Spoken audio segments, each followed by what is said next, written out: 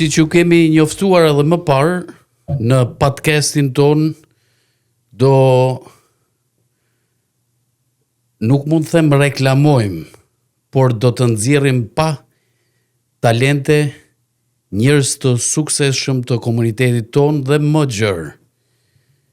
Flitet nga ata që na duan, e duan podcastin ton, që edhe diskutimin mos ta bëjmë në formën e një interviste, po të jetë thjesht një bashkëbisedim. Ecuria e jetës një personi që ka arritur sukses, apo është i angazhuar në jetën amerikane. Nuk është thjesht një njeri që ka qenë një produkt, por ka bërë arritje në jetën e tij. Kemi kënaqësinë të kemi këtu me ne në Speak Easy Podcast Dr. Zef Markaj. Faleminderit. Doktor, mirë se erdhe. Mirë se gjeta. Suksese për podcastin. Ju uroj sukses të mbarshëm, edhe inshallah do të kesh zonin sa më të lartë edhe ta përhapish këtë ide se ke, edhe faleminderit për thirrjen. Doktor, duke pa emigrimin tënd, sa kohë ke që ke emigruar në Amerikë? Okej, unë kam marrë të 10 vjeç familjarisht, do të thonë, siç kemi ardhur tonë të rit, në vitin 2002. So ban disa vite tash, o mi 2 dekada si kena ardhur familjarisht. Normal si çdo familje tjetër, kena sakrifikuar shumë, prind kanë sakrifikuar shumë, na çuan në shkollë, me na dhanë një jetë sa më të mirë, siç nuk e keni pasur në Shqipëri, po do të thonë mi 2 dekada. Doktor, si do të dukej ty një emigrant i kohës sotme me një emigrant të vitit 2002? A mendon se kanë ndryshuar, është bën më e vështirë, më e lehtë për një djalosh të vinte sikur ke ardhi në atë moshë, edhe të kishte synimin që të shkollohej edhe të arrinte një ditë profesion të caktuar? Po, ajo është pyetje shumë e mirë, edhe është shumë pyetje e rëndësishme, kjo diçka si e diskutojmë të gjithë sot për sot. Normal, thëm ti je emigrant në Amerikë, si i ri ose si më i moshur, sot për sot është shumë më easy, si thojmë na, më kollaj, po prap nuk është kollaj. Normal para 2 dekadave ka qenë shumë më vështirë. Ne se kena dalë për një vendi si ka pas komunizëm, ka pas shumë vështirësira, edhe niveli i edukimit nuk ka qenë i lartë. Sot për sot Shqipëria është më e zhvilluar. Ka internetin, ka shumë gjëra si njerëzit edhe kanë dalë edhe kanë shëtit, janë shëtitun, janë të informuar. Edhe njerëzit vinë këtu me ide, me pasion. Kurse unë mendoj se na kena ardhur thjesht, sidomos unë isha i vogël, po kemi ardhur më shumë me survive, me pështua për me marrë jetë më të mirë. Pra ka qenë një version, ka qenë për mjetesë, mund të them një jetesë më të mirë. Thjesht mbi jetesë, thjesht me pështu prej varfërisë, me pështu prej mos pasjes të ardhmës. Mundësive. Po. Normalisht, sot për sot normal, ka më shumë support, ka më shumë njerëz që ta japin krahin. Shumë njerëz shqiptarë sot për sot, imigranta vinë këtu, vinë me plane, vinë me ide, mund vinë me shkolla, edhe e dinë se si mund t'i kenë hapat. Është diçka fantastike. A mendon, po lexoja pak përpara, që shqiptarët janë shumë të suksesshëm kur janë diasporë, se sa në vendin e tyne.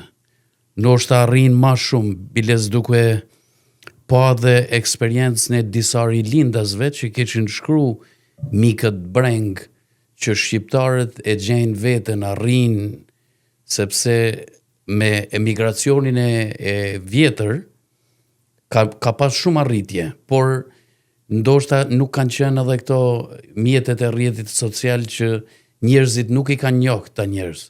Kurse sot në ditët e sotme ke shumë doktora, ke avokata, ke shkencëtar, pra dhe edhe emigracioni post 90 ka arrit diçka. si mendon që ti të kishe nejtë në Shqipëri? Duke po cilat do të kishin kanë ëndra tuaja? Po, dakor, kjo është një pyetje shumë e fuqishme, edhe jetuar sot me pyetje shumë të fuqishme. So, të kisha nejtë në Shqipëni, normal është shtirë me përdiku, po edhe jo fort të shtirë, se mundësit janë një shtet më të vogël, janë mundësit më të vogël, edhe një shtet si është ala e botës tretë, po thojmë, ka ana social-ekonomike, mundësit janë prapë më të vogla, motivimet, shemojt janë më të vegjël. So, normal, Amerikanët janë superfuqia botës. So, ti do të kesh më shumë mundësi këto. Da që bash general, da që doktor, da që mund shmi një biznesit, kesh shumë mundësi, pa fund. Edhe gjaku i shqiptarit është një gjak shumë i nxehtë, ka një gjenetik të fuqishme. Edhe normal je bajnë pak qefin vetit, po është e vërtet. Drejt, do të përparoj. E kena këtë, e kena në gjenetik si mes përpara.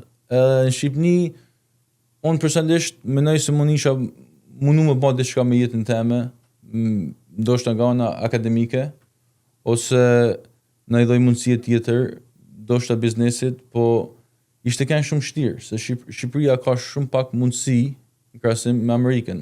Normal, këto është një botë shumë e çuditshme, edhe mundësitë janë pafund, siç na shqiptarët janë shumë ambicioza. So, prandaj këto është shumë më kollaj, është shumë më lezet, më qef për me bën jetën edhe me ndjek suksesin. Ke shumë shembuj, kena persona si Elon Musk, kena që më thonë të Bill Gates, ke tonë të emrat mëlloj si për hiqit kanë ban diçka të re, ose kanë shpik diçka thjesht. Shqipëria është i fije më shtirë.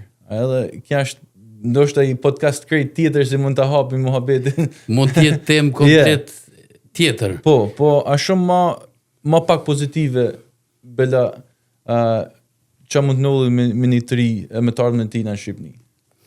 Të thëmë. Si mendon, a mendon që ishte familja që të shtyu ti futeshe rrugës edukimit, sepse drejt, shumica e njerëzve sot ka një bachelor degree edhe aty e maron gjithë shka. Aty e quan të arritje, por të bash doktor kërkon edhe edukim më të thelluar. Të bash doktor, të bash tash e fut edhe pjesë kirurgjisë. Po. Është një edukim më i thelluar. A mendon se ishte familja apo ti vetë të kishe diçka natyrale të ardhën prej paraardhësve që normal. Për sa i përket kësaj pyetje, kjo se thjesht thua është familja, unë them se është 100% familja. 100% nuk diskutohet. Familja është arsyeja se na ne ekzistojmë, edhe dy është frymëzimi si marrin. Edhe po përjashtojmë faktin nga mjekësia e zanat e tjera. Më thëmë, për të në motivimit të jetës si personi ka edhe vullnetin e merë për dikujna. Gjithçka si bajmë është të mësume. Edhe për mua, personalisht, thëmë se ka kënë familja, për shembull gjyshin e kam pas shumë danë mas jetës akademike, ka kënë në kolegjin e jezuitëve në Shkodër, edhe a ba mësus edhe ka mëllë karrierën deri në pension si mësus, ka themelu një shkollë në Kosovë, du me thonë, a i gjithmonë i ka lanë jetës akademike i ka lanë shumë rëndësi. Edhe une e kam kuptuar qysh i vogël, edhe normal e kam dasht karrierën e mjekësisë, e kam rënë dashni me operacione, me titullin kirurg, edhe thjesht e ndjeka, po ishte familja, ata si më shtynë, ata si më dhanë ata, motivimin edhe kuptimin se ja vlen edhe mund ta baj. Kur të lindi dëshira për mjekësinë, sepse mund të kishe ndjek një deg tjetër, flasim avokaturën, inxhinierin, ka shumë deg, është një mund të themi një pafundësi mundësish për arrit diçka. Por siç ta thash, mjekësia është më e vështirë. Ku të lindi dëshira për mjekësi? Okej, kja perfekt. Kja është pyetje se lidhet me pyetjen si kishe përpara tash. Unë kur isha i vogël, si gjithë tjerë, shkova në kopsh ditën e parë. Thoshim ç'është kjo botë, qa bajmë këto. E maj men nanën temen kur mori më qoj të kopshti, edhe nuk maj men gjatë tjetër. Kur erdhën në shtëpi, babdaja, i toshin të afër, ishim shumë i afër, si gjithë na shqiptarit me në ndajën babdajën gjyshen, edhe më tha babdaja, Zef, po i tha qënë, atë pëlqev kopshti po, edhe babdaja është tip shumë serios, gati Gjerman, më thanë me atë natyrën e tina, edhe më tha mua, banë doktor, edhe unë, sa isha, 5 vjeç, okej, do bam doktor. Edhe që më ka me si ide dhe gjithmonë studenti mirë, po si sha me parë, familja, këta janë njerëzit se i hjellin farat. Edhe ne o i kapim ose nuk i kapim. So, po kjo ishte ideja parë. Atëherë ideja dytë normal të njek shkollat, të shku në për spitale, të njek fen, filozofin, të mundu me studiu, me konsumu sa më shumë informat. Ishte thjesht Dr. Ben Carson, si është doktor më të mirë se ekziston në historinë e njerëzimit, edhe ai thjesht ka një libër Gifted Hands, e morët libër në librari, mund t'isha ndoshta 14 vjeç, 15 vjeç, edhe ai libri më mushi mendin se të bëjmë kirurg. Rash në dashni me idenë të jesh një kirurg, edhe ta kesh atë fuqinë edhe mundësinë për me ndryshua jetën dikuj, me ndryshu trupin, me dhanë mundësi si të rikthehet jetë edhe herë. So, aja ite, do me thonë, po gjitha nëllin se janë njerëzit rreth tejet, edhe gjithmonë parti janë familja, si do të shtojnë drejt një rrugët, po e thoj me emrin suksesit. Doktor, ti kishe pas mundësi ti dedikohesh e fushave të ndryshme, flas në mjeksi. Po. Pse zgjolle këmbë? Çdo pjesë e trupit është e rëndësishme. Po. Por them këmbët për ata që ja është dhënë dhuratë edhe nga Zoti, po. Është flas ndoshta në pjesë më të rëndësishme të trupit. Po. Pse ju dedikove pikërisht studimit podiatry, domethënë studimit këmbëve? Dakor. So, podiatry është një fushë si nuk është shumë preferuar nga studentët e mjekësisë. Si shtash përpara, mua pëlqen të jem kirurg. Edhe ndaj faktit se më gjithmonë kam pëlqyer sportet, kam qenë person fizik aktiv. Kama ky që kam janë baza e trupit, siç thotë, janë shumë dinamik. Edhe unë thjesht e zgjolla si të merr më të pjesë trupit, si të jap energjinë time dhe vullnetin tim, si ta bëj më mirë. Thjesht, aja ite arsyeja, nuk kam një arsye, do të thonë, më elaborate, si thojmë na, po aja është thjesht. Po, gjithmonë me pikpamjen se do të bëj operacione, i kam hi gjithmonë mjekësisë dhe shkollës. Aja ka qenë dëshira më e madhe. Pra kirurgjia ka qenë pika jote preferume. Dakor, po. Mas i mbarove shkollën, cila ishte karriera jote që vijoi? Ta shkërkryva shkollën, mas shkollës mjekësisë, atëherë bana 3 vitje trajnim foot and ankle, për foot and ankle surgery, këtu në McLaren Macomb, edhe fill mas 3 vitjes, unë hina në private practice, edhe tash jam 4 vite në private practice, edhe po mundona si të edukojmë popullin edhe popullin shqiptar si rinia, si matë moshurit ta njohin degën tonë dhe fushën tonë se ekziston. Ta janë disa gjara dhe fushës në Shqipni edhe në Evropë nuk ekzistojnë ala, janë gjana të reja, so është diçka mirë si ta edukojmë popullin edhe të tregojmë se çfarë bëjmë.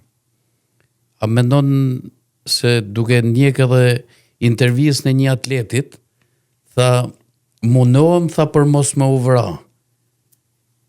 I drejtoj pyetje, tha pse? Sepse tha me këmbët pjesën poshtë, unë arri ata që kam unë me arrit nëpërmjet atletikës. Por njerëzit këtu kanë edhe shumë, si i thonë, pyetje rreth degës tuaj. Kirurgjisë, merresh me kirurgji tashi? Po, merrem me kirurgji, mund bëjnë rreth 10 operacione në javë. Kena pasur edhe fatin si ta mësojmë edhe ta ushtrojmë kirurgjin në zyrën tonë, kena baj sall aty, edhe mund na mi bë operacion thjesht live, kur pacienti ecë njëjtën ditë. Edhe kjo është pyetje shumë interesante si vetë ti, një atlet, edhe një person që punon çdo ditë, si është aktiv, edhe ti atlet se po spate dinamizmin, lëvizjen fizike të trupit, mundësitë me lëviz me kam, ti nuk mund ta plotësosh ditën. E vërtet. So është shumë e rëndësishme mos mu vra. So na I kena bë këta gati kam pioneer një operacion të ri, si thjesht ta ke mundësinë ta bëj operacionin me të njëjtin rezultat ose me një rezultat më të mirë se operacionet tradicionale, po mos kem nevojë si me bë dissection të madhe, mos kem nevojë si me bë premje të lkura, tek muslet edhe kocet e njerit një lloj mënyre si është më barbare ose më tradicionale, më vjetër, ku përdoren. Pra ti je, si I thon, pioner në fushën e bamjes operacione që nuk kërkojnë qarje të mëdha. Janë si I thon ta less invasive. Less invasive, yeah. Po nuk kërkon qarje plagë të mëdha, por edhe shërimi është më I shpejt.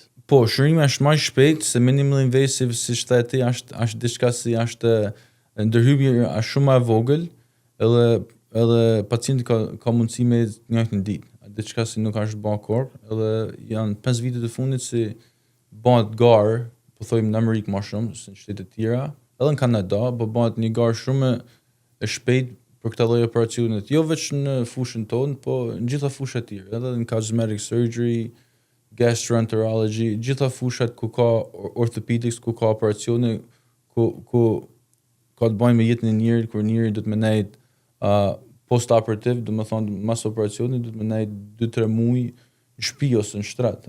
Është diçka shumë e vështirë për njerin. Pra ti gjete këtë pikë që edhe doktor të tjerë kishin mangësi në këtë lloj stil operacionit, sepse përdorin plagë të mëdha, ti 3 muaj në shtëpi, edhe duke pushu edhe është problem, jo mo duke... Edhe të pushu lolla. Jo mo duke nejt si pacient, do më thënë, në rrugën e rehabilitimit. Po, se tash pa hi te për fail në këtë zanatën tim, kam punu ta njavën jam loll, edhe jam të mundu me lan pak mrapën me harru, po është shumë thjesht, do më thënë, I pacient ankohet të mjeku, okay? Edhe ka shumë probleme, ka dhimbje, kur I takon me prit shumë, ka edhe depresion.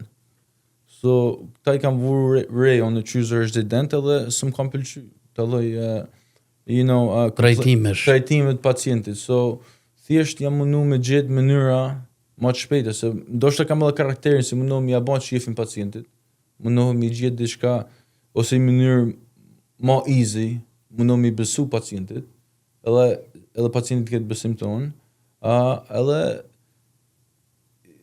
mas disa studimeve kam gjetë këtë metodën minimal invasive, edhe për pasionit që kam kam bën pak a shumë metodën time, ku disa manuvra të operacioneve janë treja ose mendoj se nuk janë bën ala. Pra po edhe eksperimenton me këtë metodë të operacionit. Po, thëmë gati çdo operacion, edhe operacion e vjetër është eksperiment, se çdo person është ndrysh. Unë jam të marrë disa metoda si jam përdorë edhe jam të mundu me I bë me një mënyrë different, një mënyrë më easy, më thjesht për pacientin, më pak dhimbje, edhe në atë klinika jonë kënë edhe I gjanë si janë si bonus, se pacienti nuk ka nevojë të shkojnë në narkozat në alta, në anestezia generale, të ketë IV në trup, të ketë tuba në fët, efekte anësore të ndryshme. Anestezia si janë shumë të rrezikshme. So, janë të mundua me hek sa më shumë për operacionit, me shtu veç gjanat si ka nevojë. Si pacienti ta ketë rezultatin sa më të saktë edhe më të mirë. A mendon se pyetja është, do më thënë është pyetje, jo është ma shumë subjektive. Cili ka qenë operacioni më I rëndë që ke bën tash 4 vjet, a mund ta veçosh një apo thuj gjithçka është eksperiencë e re, çdo operacion është eksperiencë e re. Jo çdo operacion është eksperiencë e re, sepse kur të bash një operacion shpesh, për shembull këta operacionet bunions, hammer toe, çat kanë bën me fillimin e këmbës, këta i bajnë shpesh edhe gjithmonë i bajnë improve, edhe kjo se kam pas vështirësi ta baj më të mirë operacionin, në kalimin e kohës e kam bërë shumë si kam thënë vetit Zef, shiko, ke bën këtë operacion 300 herë, njëjtë metodë. Ndryshoj pak metodën, bëne pak different. Edhe kam bën dhe ka dalë rezultat një ashtu si kam menu. Shkon një pikë se çdo lloj zanati tjetër, si construction, si painting, si cooking, si avokati, çdo lloj zanati kur ta bash diçka repeatedly, fiton eksperiencë. Shumë eksperiencë edhe trupi është i lidhur edhe e ke shumë easy ta bash i manovrim të ri, si ndoshta të tjerëve i duket shumë i komplikuar. Po operacionet e vështira normal, ta thymjet e kyçit janë operacione të vështira, ku të ke bash me ndryshu kyçin e këmbës, me vu hardware, domethënë të vesh hekra titanium, hekra plastik, shumë anchors, këta janë një fije më të vështirë. Është vështirë të them se mund të kem pas një operacion që është shumë i vështirë, po operacionet që janë më të vështira, jo vetëm për mua, por për gjithë mund të them se janë këta operacionet kozmetike. Sepse më shumë kanë të bëjnë me kozmetikën, me përmirësimin. Normal se nuk ke real estate, kur nuk ke real estate në trupin e njerëzit kur të operash, ku do ta marrësh i pjesë, si ti do të heqësh i pjesë të keqe e të lash pjesë të mira. Po kur trupi i njerit ka shumë pjesë janë deformuar, damtuar, është shumë vështirë, atë ju do gati luajt rolin e Zotit. Ata për mua janë më të vështira. Se do të më kanë shumë creative edhe do të më manovru shumë shpejt. Për aty duhet me kanë në sekonda, duhet me kanë me marrë vendimet në sekonda. Taman, se mund më shkosh një pikë se ti i ke ba planet A, B, C, po as i plan nuk të ecë. Që do të bash mrapën. Ata thonë jo më të vështirë.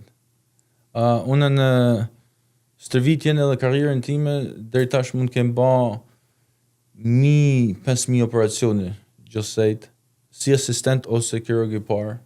So, kanë kënë shumë raste që kanë kënë shtira, me thonë drejtën, kanë kënë shtira, po nuk mundë me thonë se një operacion specifik ka kënë më shtirë se tjetëri. Po, bas që kam kuptu vetë deri tash, operacionet që të kënë bajnë me rekonstruksionin, si tjetë muskli, koci, lëkura, ose kozmetike, ta janë më shtirë, sepse ke ma pak mundësi edhe nuk mund bash gabime shumë. Pra je skulptor i pjesës flas deformu me trupit njerit, sepse edhe shumë njerëz nuk janë të edukum në fushën e mjekësisë, këmbët janë deformu me ecja, balanca e shputës këmbës, pra 5.000 operacione nuk janë as pak. Mund të kesh kirurg, eksperta, që kanë bërë edhe shumë ma pak operacione se sa ti. Por, a mendon që do kishe shku në Shqipni për të dhënë një ekspertizë mjekësisë atje? A ke mendu ndonjëherë?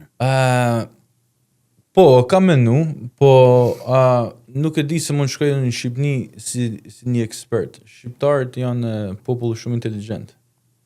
Edhe Shqipnia e di se ka mjek mirë, edhe ka në gjitha pozicionet ka njerëz inteligjenta. Jo, nuk kam dyshim as pak në këtë pikë. Po. Por mendova që të shkosh me një eksperiencë ndryshe, të bash 5.000 operacione, ndoshta tek operacioni 500 ti ke arrit një teknikë të re. Ndoshta ajo teknikë nuk ka zhvilluar dikon tjetër në botë. Po. Se sapo diskutuam që në Europë nuk është e përhapur kjo fushë, nuk bëhen gjëra të tilla, kurse Amerika gjithmonë është avangard për gjëra nga më të ndryshmet. Po, është i pikpamje shumë mirë si ke, është vërtet Amerika kontribon të rrisin inteligjencën e ekspertëve këto, siç bëjnë research në gjitha gjërat, japin shumë lek, shumë shtyn shumë për të universitetet të gjitha. Po kam menduar në Shqipni me kalimin e kohës me shku me dhënë ndaj lloj si më thonë ndaj lecture ose ndaj lloj menimit, paktën për zanatin tem, për specializimin tonë, se i shteti vogël ka shumë mjek mirë, po është tirë me pas specialista për gjitha fushat. Ekspertizë, e vërtet. So, edhe gjanat si mund t'i kenë ndalu në Shqipni, sot për sot thëmë janë infrastruktura, nuk janë thjesht të mungesa inteligjencë ose të fakti se a mund t'a bajnë as mund t'a bajnë jo i operacioni. E di se kirurgët në Shqipni janë të bajnë operacione nga transplantet, operacione shumë ato avancume dhe janë t'i bajnë goxha mirë, janë të pasur rezultatet mira, po për zanatin tonë, për shembull, unë si mund kontriboj? Mund kontriboj se thjesht mund t'i tregoj rrugën ose mënyrën se si i baj vetë me shpenzimet më të ulta për Shqipërinë, për një vend si nuk i ka tonë infrastrukturën gjitha anestezjet, instrumentet ndryshme të operacioneve. Po mund të shkosh ti mësosh, ti jap si punë internship, ti mësosh. Edhe shqiptarët e bajnë edhe është mirë me vazhdu me e bajnë, si të bajnë internship jashtë Shqipënisë. Mund të vinë edhe këto të mësojnë, të shohin. Jo se nuk ka mundësi, jo se nuk e bajnë, po është do thosh është më fuqishme. Po na mjekësi na këto për shqiptarët është mirë, kjo se shkojmë është mirë për me ndihmu popullin. Ose me ndihmu mjek ta ndihmojmë popullin. Të japim sekretet tona se dinë na këto, ti mësojmë sa më shpejt, si ti bën gjëra sa më shpejt edhe sa më mirë. Doktor, ku e sheh veten mos 10 vjeç? E di se është pak e vështirë për të parashikuar, ti ke dal nga shkolla mjekësisë, ke marrë specializimin, ke tashi 2 vendollje ku ke edhe zyrat tua, një në Warren, tjetër në Sterling Heights. Ku e sheh veten mas 10 vjeç? Nga ana e karrierës, Nga ana karrierës, shumë kanë të bëjnë, kjo pyetje është me shumë drejtime. Po. Ja, aja pyetje shumë rëndësishme, besoj se çdo person ta ketë planin 5 vjeçar, 10 vjeçar të jetës, ose 15 vjeçar ose më shumë, po sot 10 vjet unë thjesht me ndihmën e Zotit me pas shnetin e mirë, me kanë i shnetshëm, me kanë ofër Zotit familjes, të janë gjërat më të rëndësishme. Normal, sot 10 vjet atë shpresoj si të kemi ta shijoj. Nga ana karrierës thomë se të avancoj vetin më shumë. Kam shumë plane të bëj të vazhdoj këtë avancimin e këtyre operacioneve minimally invasive, edhe aspekteve tjera të zanatit tonë. Unë do të përpjekem si të kontribuoj më shumë të studentat, të rezidentët të ri, doktorët të ri, edhe kam shumë dëshirë si të merrem me research, me studime, të operacionet si bëjmë, ose gjitha treatment si bëjmë si janë të reja, dëshira eme është të bëjmë më shumë studime, të studime të shohim më fail, të shohim efektin tek njeri mas 2 viteve, mas 5 viteve, mas 10 viteve. So këta 10 vjet duken shumë, po nuk janë shumë. So për karrierën time këta janë planet. Ti është vazhdojmë punimin, avancimin edhe research, studimet. Nga ana komunitetit, a mendon se të shoh je shumë aktiv, nga ana komunitetit, a mendon që jeni aty ku duhet? Flas me avancimin e rinis, me avancimin e njerëzve të suksesshëm, flas mjekësi, në financë, në karriera nga më të ndryshmet. Unë mendoj se shqiptarët janë ardhmja. Jo vetëm për Shqipërinë, po për Michiganin, për Amerikën. Shqiptarët janë aty ku janë se i ka punë Zoti. Siç thamë më përpara, një popull me një gjenetik shumë dinamike, shumë shpërthyese, e kanë gjakun e zezë, janë shumë ambicioza. Shqiptarët mendoj se janë ku do të me kenë, edhe kanë mundësi me kenë edhe më nalt, me siguri. Po në përgjithësi për shqiptarët, unë si që jam shqiptar vetë, jam shumë optimist.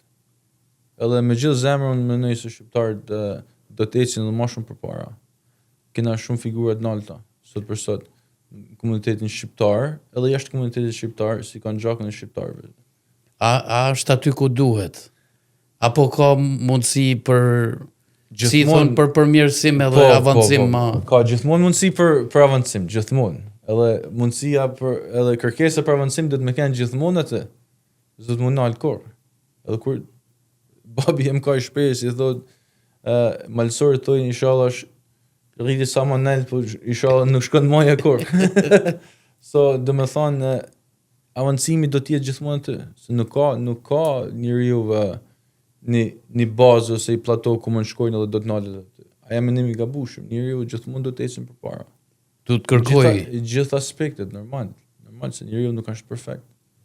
Po shqiptarët janë mas komunizmit, ose ata që kanë qenë jashtë Shqipërisë, mas luftave edhe vështirësive të tyre si kanë pas, janë një popull që kanë sakrifikuar shumë, kanë vujt shumë, edhe domethënë emigrimi jo nuk është shumë i gjatë. Na thjesht janë kanë emigranta që kanë ardhur këto pa dita se sen. Tash shqiptarët normal, unë mendoj se janë të avancuar shumë. Si ata që kanë shkollë, si ata që nuk kanë shkollë, janë shumë më ambicje të larta, edhe janë të ecën dhe do të ecën. Mendoj se janë ku duhet me kenë. Shumë shpejt do shikosh më shumë mjek shqiptar, avokata shqiptar, do shikosh inxhinier shqiptar, si do ta zhvillojnë këtë vend, edhe do të jenë në pozicione shumë të larta, edhe do të jenë shumë të rëndësishëm për ekonominë e Amerikës. Unë them se shqiptarët janë një popull që i ka rralla të tregojnë veten, edhe do të tregojnë veten. Për shembull na kena kur shef këtë OpenAI ke Mir Muratin, një vajzë 36-37 vjeçë si ka ardhur imigrante këtu në Amerikë. Edhe aja jo veç nëshoj jetën e vet, por nëshon globin, nëshon njerëzimin. Është i person si ndoshta as Elon Musk nuk mund ta marrin. Truni i saj është shumë i zhvilluar, so unë them se tonë shqiptarët e kanë këtë. Doktor, të uroj sukses në punën tonë, edhe Faleminderit. ndoshta në intervistën e rrallës, apo në podcastin e rrallës, kur t'intervistojmë, ndoshta do të kesh bën një kërkim shkencor që do t'ishte nerv jo vetëm për ty, por për gjithë komunitetin shqiptar. Faleminderit shumë. Edhe të lungoja, shpresoj se ti të kesh suksese me këtë podcastin, që është ide shumë fantastike. Është diçka si në vetet e pare, a janë shqiptarët ku duhen, këto du të me kanë shqiptarët. Njerëzit si hapin biznese, ndjekun shkollat, hapin podcaste, mundon bashkojnë komunitetin, mundon se komunikojnë, edhe ta lidhin mendjen e shpirtin me njëri tjetrin. Kjo është për shqiptarët. Faleminderit shumë edhe ty të uroj shumë suksese. Falenderojmë doktor Zef Markaj, sepse kam thënë edhe në podcastin me kandidatin për Kongresin Amerikan të distriktit 10 Robert Rugjurej, kur ne ndihmojmë tonët, kemi ndihmu vetveten. Normal. Sepse më mirë është bë edhe me disa studime, më mirë të shojë i doktor shqiptar, sepse të sheh sikur po të sheh familja, se ndoshta ndaj doktor tjetër, se ti do ta shohësh pacientin me atë përshtypjen sikur ti ishte daja, halla, apo tezja. Shumë ai afër. Pra do të ishte ajo afërsia e gjakut që e zhvillon edhe këtë gjë. Doktor, të falenderojmë edhe për suportin që ke dhënë për podcastin ton, edhe të urojmë sukses në punën tuaj. Faleminderit, gjithashtu. Ishte kënaqësi. Faleminderit, doktor.